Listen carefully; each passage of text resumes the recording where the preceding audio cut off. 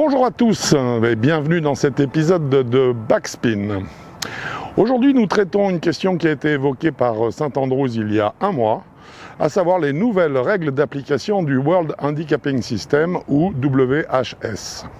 C'est un système qui existe depuis 3 ans, qui s'occupe de la gestion de vos handicaps, et 3 nouvelles mesures ont été apportées par St Andrews, donc, qui rentreront en effet à partir du 1er janvier 2024, donc très bientôt. Nous allons disséquer chacune de ces mesures et voir ce qu'elles vont apporter à ce World Handicapping System.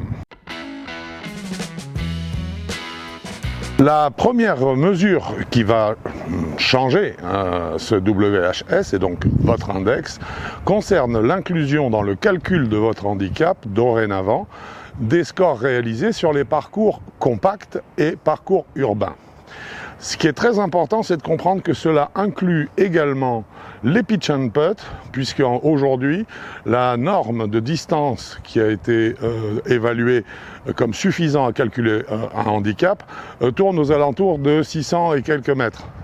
Donc ça veut dire que dans la réalité, des pitch and putt vont vous permettre d'accéder à votre premier classement qui vous fera aboutir sur le parcours. C'est la première des mesures, dont acte. On en parle bien sûr en conclusion de cet épisode.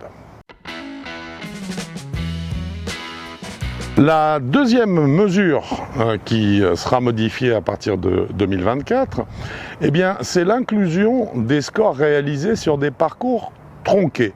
Alors qu'est-ce que ça veut dire ? Ça veut dire qu'à partir de 2024, si vous ne jouez que 9 trous, et qu'au bout de 9 trous sur votre parcours de 18 trous, au bout de 9 trous vous avez un empêchement qui fait que vous ne pouvez pas terminer votre partie, l'organisation de l'épreuve, le comité, où ça se passera selon de toute façon un mécanisme relativement crédible, va se charger d'évaluer ce que St Andrews appelle le score attendu pour calculer le score éventuel que vous auriez dû faire ou pu faire, il n'y a pas de précision à ce niveau-là, sur les 9 trous que vous n'avez pas joués, sur les 9 trous restants. Donc, il s'agit là d'une approximation d'un score total qui est réalisé à partir donc des 9 premiers trous, par exemple, que vous aurez joué sur le parcours. C'est une mesure assez étonnante, surtout quand on connaît, la façon à laquelle le score se réalise au golf. Mais là encore, nous en parlerons un petit peu dans notre conclusion de cet épisode de Backspin.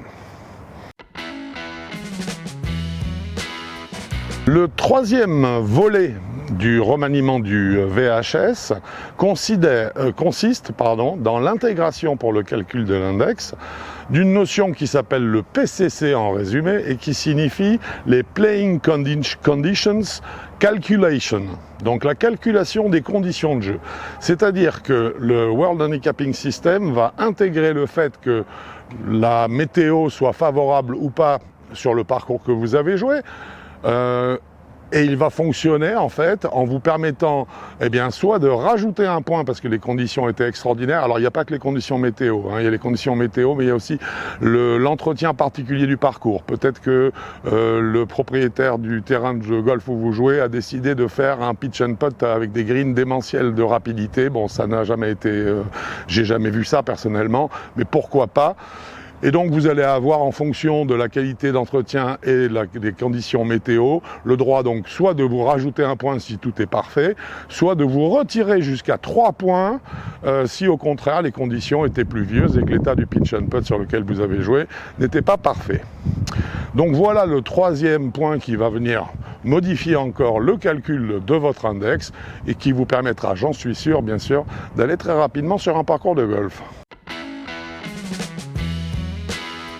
Le World Handicapping System, le WHS, vous le savez déjà, permet, en plus déjà en amont de ces nouvelles règles qui sont proposées, de calculer votre index sur les 8 scores réalisés, les 8 meilleurs scores réalisés sur vos 20 dernières parties.